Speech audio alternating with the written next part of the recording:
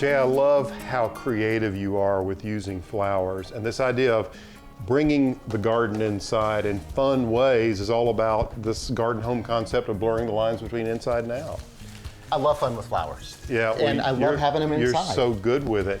You know, this idea of creating garlands and then building a floral theme around them is really popular.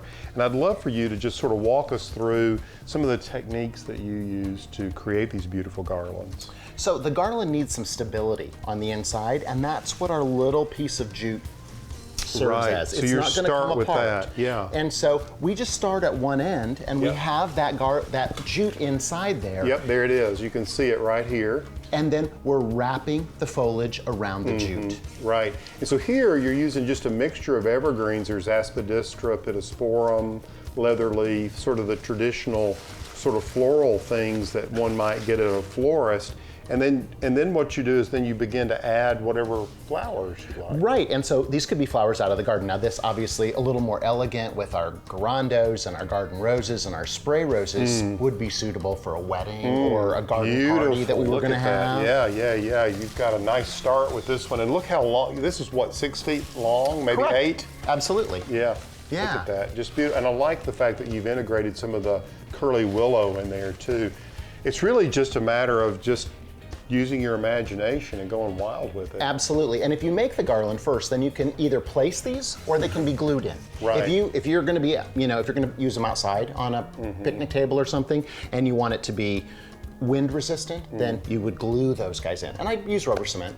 That's a perfect way to do that. And and tubed flowers too. I mean, if you want to have tubes, the garland with this foliage really hides the tube. Absolutely. And if you need something like a hydrangea that has a big water supply, sometimes I'll lay this on the table and just put a little block of the flower foam. Right. And then just place that into the flower foam. So I've got the flower foam. So you would get as an your accent. shape down the table, and then you would come in and then work from there. Yeah, so then just tuck those little pieces of flower foam underneath there. Right.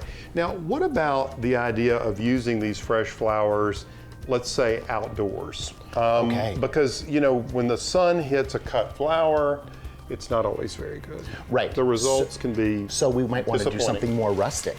And that's where it could get interesting with different types of foliages that you have from the art, Elaeagnus, to give it that beautiful, that brown tone. Right, and silver so we tone. use Elaeagnus here at the farm because it's so hardy. Right. And tough, and it doesn't wilt.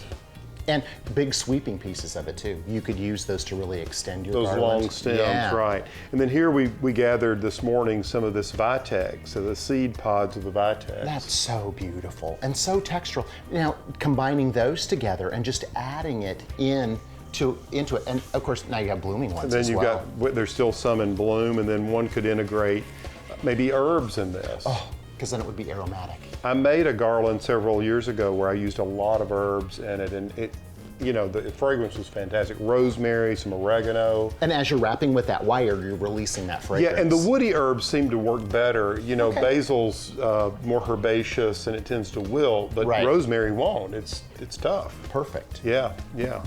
And you're thinking about maybe some roses in there too. I love these roses. Kind of going sort of a blue lavender theme here. Wouldn't that be pretty? So even if you didn't have roses blooming in your garden, you could pick some of them up at the grocery store or your florist and then integrate those into it. Sure. Anything goes when it comes to garlands. Well, and then what you did is you just took this floral wire. I want to go back to the technique for just a minute, because there's our jute, which is sort of our common thread, quite literally, and then you've bundled along and you just continue to wrap. And adding one, and then so we're adding a little Elaeagnus, and you just keep bringing this around and adding a little more here. Yep. And it's just simply continuing to wrap and keeping that jute on the backside. And you're kind of keeping the ratio of the same kinds of things along the way. So, you get a little of this and a little of this and a little of this, and there's kind of a rhythm along there. That's important to remember too, I think. Absolutely. And the other thing I like is if you have just one type of thing, it's okay to do it that way too. Yeah. If we I've seen that with like tips of magnolia leaves, where you do a magnolia garland. That's really gorgeous in the holidays. Oh yeah, and magnolia dries so beautifully. Yeah, it does. You don't have to worry about it wilting, do you? It just dries. Great ideas as usual, Jay. Thank you for sharing your creativity with us.